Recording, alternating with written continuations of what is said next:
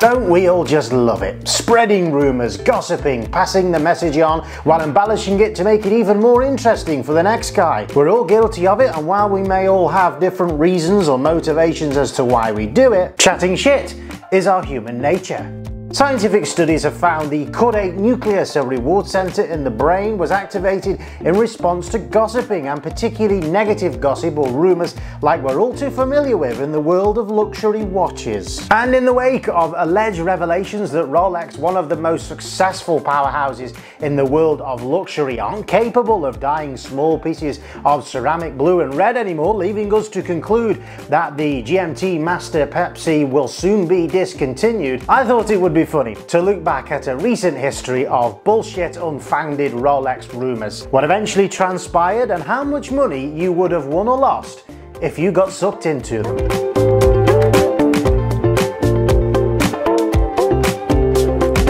Hi guys, I'm Vinny, welcome back to the channel. Now, if you've not been living under a rock for the last couple of months, I'm sure you will be aware of the rumours flying around that Rolex is to allegedly soon discontinue the GMT Master Pepsi. Now, as far as I can see, and I've done a lot of reading into this rumour isn't really based on any fact whatsoever, but rather conjecture. The big problem with that is I am getting lots of phone calls from clients or prospective clients asking, Vinny, is now the right time to pull the trigger on a Pepsi so that I can potentially call it an investment and make money when it is discontinued? Now let's delve a little bit deeper into that. Authorized dealers have revealed that there are fewer GMT Pepsis, so this is the GMT Master 2 with the red and blue bezel, coming into their supply chain. So over the last 12 months, many authorized dealers have commented that there's just fewer of them coming from the Geneva factory, and therefore there's fewer that they've been able to sell on to customers or secondary market dealers, let's be honest. From that, somehow we have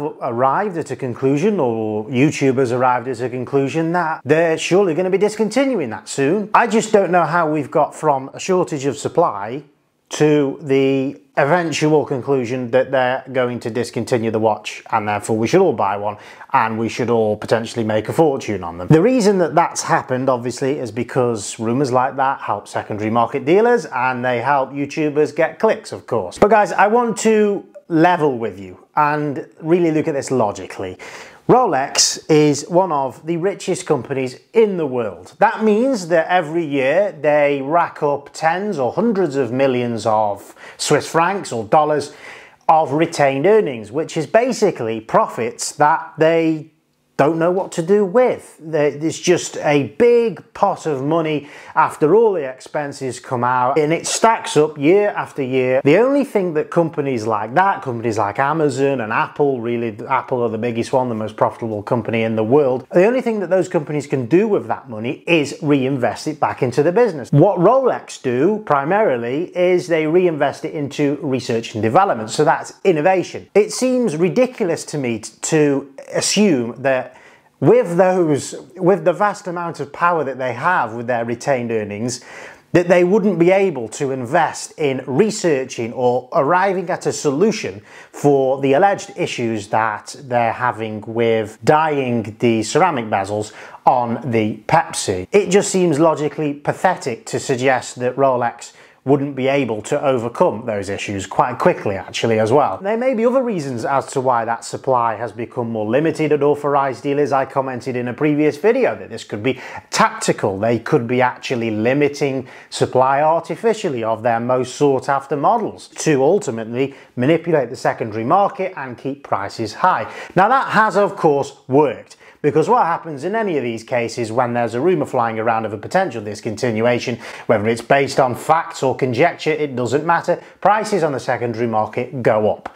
Now, a GMT Master 2 Pepsi a month or two ago, you could pick up around £15,500 to £16,000 on a Jubilee bracelet. Now you'll be lucky to find one less than £16,800. I've seen them also at £17,000, so there's been quite a considerable growth there. People are believing as gospel what the authorized dealers are saying. Now, I've always had this problem that wherever there's a rumour or wherever there's a statement being made, if it comes from the authorised dealer, then we must respect it and believe it like it's the God's honest truth. But guys, they're no different to anybody else. Do you really think that Rolex would go through the embarrassment of actually admitting to any of their authorised dealers, whom up to now, up to their Bucharest purchase of course, are not in their employ? Why would they reveal such an embarrassing fact? Come on, seriously. My big issue with this rumour is that of course it's driving a secondary market where people are buying the Pepsi as an investment. Now I want to really walk through why that isn't a very good idea. Firstly, an investment is something that we determine as a calculated risk that's based on some kind of facts and ideas that we sit on for at least a period of a year. In this case, this is purely gambling, and I'll tell you why it's purely gambling. Because what you will do right now in the current market is go and pay £17,000 for a GMT Master 2 on a Jubilee bracelet. Now that is already sitting at a inflated price because of the preemption of this impending discontinuation that's on the horizon. The secondary market has grown in response to that. So you'll be paying £17,000 for one of those now, which is £1,000 more, let's say, than it was 2 months ago. Now, if 6 months down the line, the discontinuation doesn't happen, eventually we'll forget about this rumour and the secondary market will respond, and that price may fall to £16,500. So you'll think, right, okay, I've only lost 500 quid, it was worth the risk. It wasn't, because that is the advertised end user price by secondary market dealers. Your most likely avenue, the vast majority, 99% of people, their only avenue is to sell this watch to a secondary market dealer, and you will not be selling it to them, back to them, for £16,500. You'll be selling it back to them at the trade price. So let's say you paid £17,000 for it. That watch 6 months down the line, and it hasn't been discontinued, is now worth £16,500. They'll want to pay you £15,000 for it. So your actual loss is going to be £2,000. Now on the flip side, let's say 6 months down the line, it is discontinued. You'll think, great, I'm quids in here. You'll see that the secondary market dealers are advertising that watch at, say, £18,500, so it will have inflated by another £1,500 in theory. That is the advertised price. So that is what they're going to try and seek for that watch. But to sell that watch to them, the trade price probably will be £17,500. So how much money are you going to make, best case scenario? You're going to make 500 quid. So if it is discontinued, you're going to make 500 quid selling it for the trade price. If it isn't, and the rumour dissipates, you could stand to lose up to £2,000. So when we weigh up risk and reward there, I don't think there's any investor in the land that would say that was a good risk, that was a good bet to take. That's why I call it a gamble. So let's have a look at a recent history then of some rumours surrounding the Rolex brand that have led to a secondary market that has inflated in value for these particular watches. The first one that springs to mind recently was the Submariner Starbucks. Now this was just before Watches and Wonders in 2022. It was rumoured amongst dealers mainly that the Starbucks would get the chop. Now at the time this was a watch that was only sort of a year old anyway. You know, I think it was actually launched at Watches and Wonders 2021. Because of that, the value of this watch started to creep up preemptively before Watches and Wonders. And I think it was a £15,000 watch at the time. It climbed up to £16,000. And then Watches and Wonders happened, of course, and the discontinuation never transpired. So that watch then came tumbling back down in value. It wasn't a rumour that was based on any fact or evidence whatsoever. It was purely just an idea to perhaps drum up business for that Submariner Starbucks. And I think that watch was made up purely to have something that dealers could stock before Watches and Wonders 2022 that they could sell on the basis of, you may make money on this. Another example that springs to mind is a rumour that really was going around at the very peak of the market. So we're heading back now to the beginning of 2022. And this is a rumour that originated right here on YouTube, and specifically with a London-based dealer. So here in the United Kingdom, a London-based dealer was precipitating this idea that the Rolex Yachtmaster on a Oyster Flex bracelet in solid rose gold was going to be the next big thing. Because at that time, we were seeing a lot of watches suddenly going on sort of bull runs, they call it, on the stock exchange, suddenly flying in value and demand exploding almost overnight. So what was happening at the peak of the market is dealers, we were all looking for that next big watch. We were all looking for that next model that wasn't yet at a price that was inflated. And the Yachtmaster 40 in solid rose gold on an Oyster Flex seemed like a good candidate for that, because at the time we were seeing the Oyster Flex Daytona sitting around the £45,000 mark, and this was still a watch that was at £20,000. So anyway, they suggested that idea, and what did we see? Straight after that, we saw prices creep up, 20,000, 21,000, 22,000, 23,000, until eventually, you know, it was sitting at £30,000. I actually thought that's a logical, good idea. I'll buy into one of those.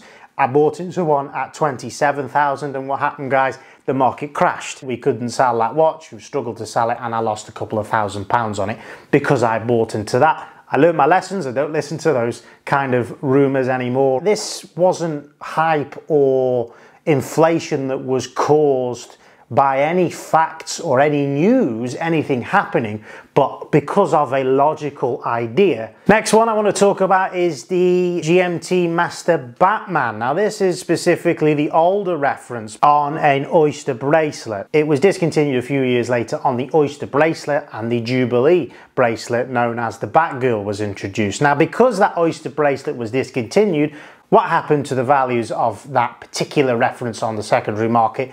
They went up, and actually they held there for quite a while. Dealers on YouTube were advising, go out there, go and buy yourself an Oyster bracelet Batman, which was the more masculine of the Batman range, no longer in production, and that's a good investment because it's been discontinued and we'll probably never see it again. Probably. What happened a few years later, quietly Rolex reintroduced that with the new upgraded 70-hour power reserve, and the values of the older reference nobody wanted anymore, so they tumbled in value on the secondary market. Now we couldn't make this video without chatting about the John Mayer Daytona. This one has been on somewhat of a roller coaster journey. If you got onto that roller coaster right in the beginning, when the whole hype bandwagon, I think, began after that Hodinkee video with John Mayer saying that this is the next big Daytona with a green dial. That was launched in 2019, so if you bought into that back then, congratulations. That, I think at the time, was a £40,000 watch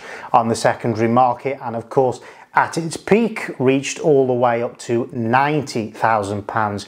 Now I know of one or two people that actually made 20, 30k on these watches, because they bought and they sold at the right time. But for many others who bought much higher at the market at 60, 70, 80,000 pounds, actually may now be sitting on a loss, because now that is a watch after its discontinuation, which sits at around £55,000 on the secondary market. Most of the inflation of that particular watch happened when nothing happened. It happened in those days building up to what we thought would be the discontinuation. It seemed almost every Watches and Wonders, every March, the value of that soared on the secondary market. March came, it wasn't discontinued. Okay, we'll put that on the back burner, and we'll suggest, or the secondary market dealers will suggest that, oh, it's going to be next year then. And then of course at the peak of the market, when everything was going crazy and what I call the hype bubble, it was a £90,000 watch. Now even after this watch was discontinued at Watches and Wonders this year, that was a watch that reached £65,000, £70,000 at best. So this is an example of a watch that experienced its height in value before anything actually happened. Now another interesting example that I want to discuss concerns the Rolex Milgauss. Now there was two dial variations of this watch, a black dial and a Z blue dial. The Z blue was always the most sought after and the most appealing, and for years I did actually say that this was a good long-term investment watch because it was such a wacky, crazy design from Rolex, who are normally a very reserved brand in terms of their design language. Every Watches and Wonders, it seemed that this watch would go up in value on the secondary market. When it was discontinued, this is the most interesting thing with this example. It was discontinued in a market where the sentiment for luxury watches and the market conditions were not good. We were expecting to see, in any case with the discontinuation of this piece, that the value would increase.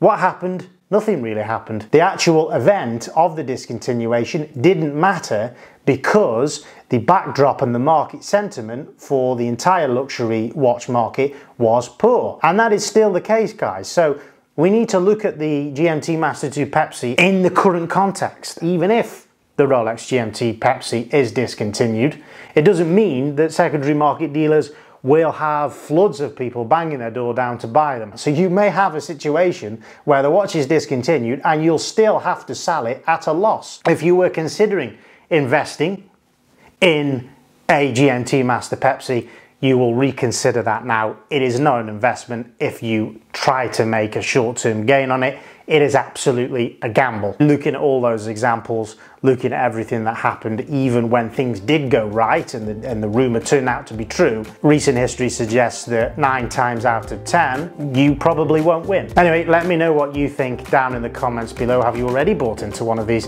GMT Master Pepsis? What do you believe will happen? Will it be discontinued, or is it all pure conjecture? Thanks very much for joining me on the channel again. Go check out beatthewaitlist-watches.com and I will see you next week.